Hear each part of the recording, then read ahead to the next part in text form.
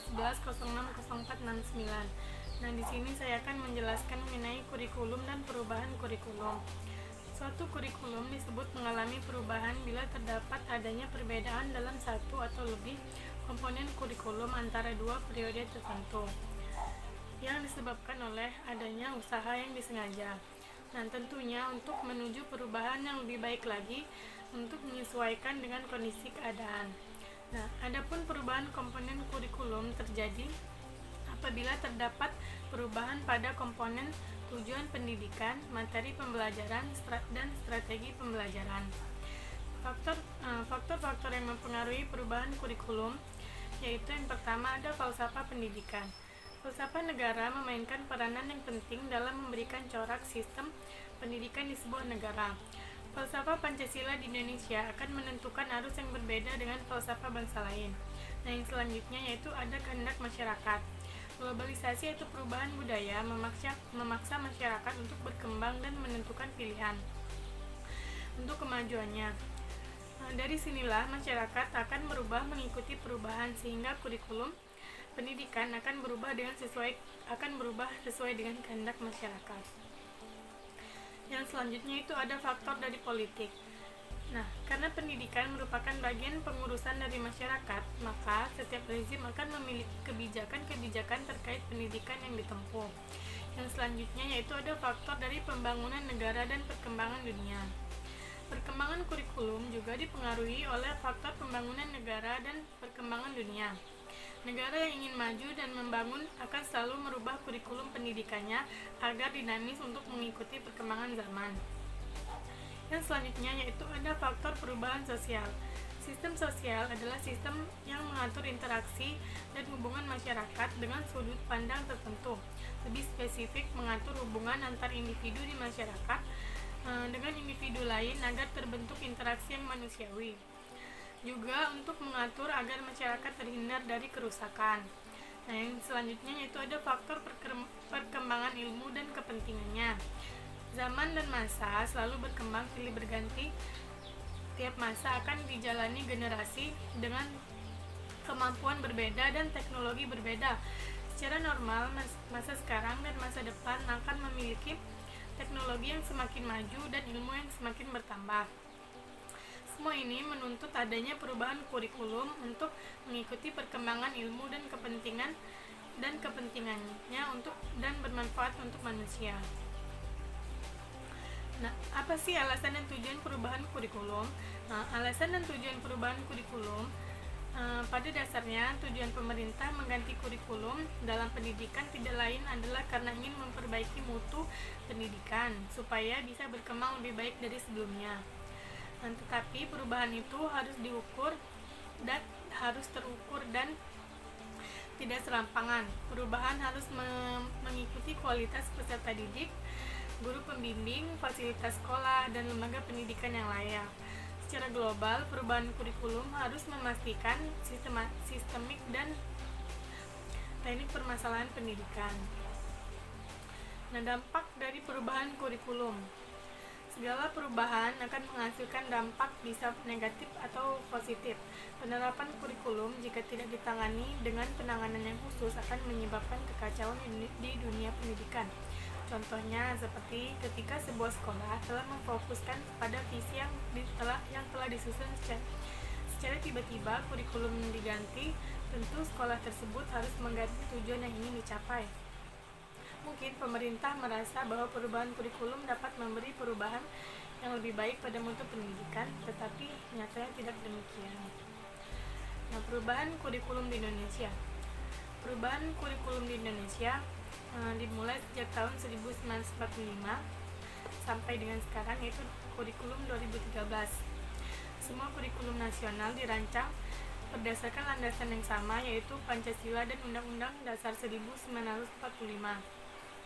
Perbedaannya pada penekanan pokok dari tujuan pendidikan serta pendekatan dalam merealisasikannya. Nah, baiklah, perubahan kurikulum yang pertama yaitu perubahan kurikulum tahun 1947.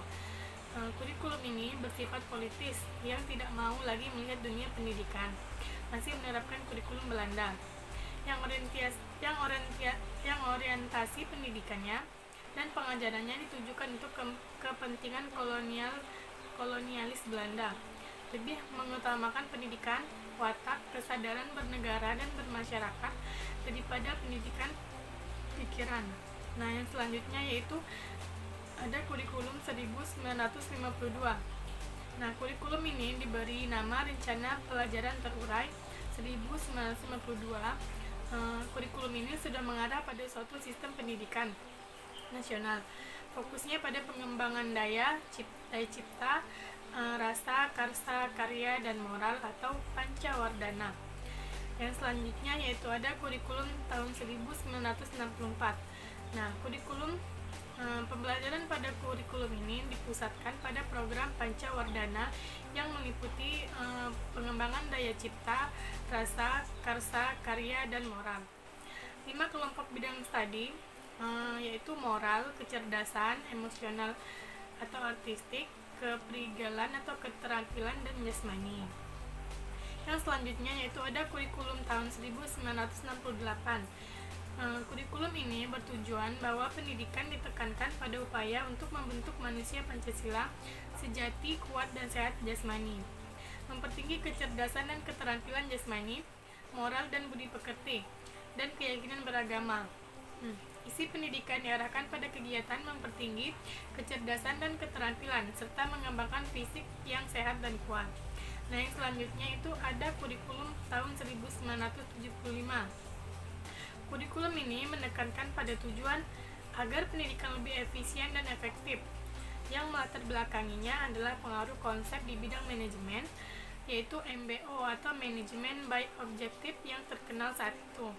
Nah, yang selanjutnya itu ada kurikulum tahun 1984 atau yang sering kita sebut dengan kurikulum CBSA. Nah, alasan dalam menerapkan kurikulum baru tersebut antara lain adanya syarat materi, perbedaan kemajuan pendidikan antar daerah dari segi teknologi, adanya perbedaan kesenjangan antara program kurikulum di satu pihak dan pelaksana di sekolah, serta kebutuhan lapangan di pihak lain. Nah, belum sesuainya materi kurikulum dengan taraf kemampuan anak didik, dan CBSA atau cara belajar siswa aktif menjadi karakter yang begitu melekat erat dalam kurikulum tersebut.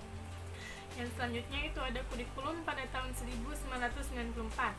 Nah, kurikulum ini mengubah dari sistem semester ke sistem catur bulan. Dengan sistem catur bulan yang pembagiannya dalam 1 tahun menjadi 3 tahap. Diharapkan dapat memberi kesempatan bagi siswa untuk dapat menerima materi pelajaran yang cukup banyak. Nah, yang selanjutnya itu ada kurikulum 2004. Nah, kurikulum 2004 ini lebih dikenal dengan kurikulum berbasis kompetensi atau KBK.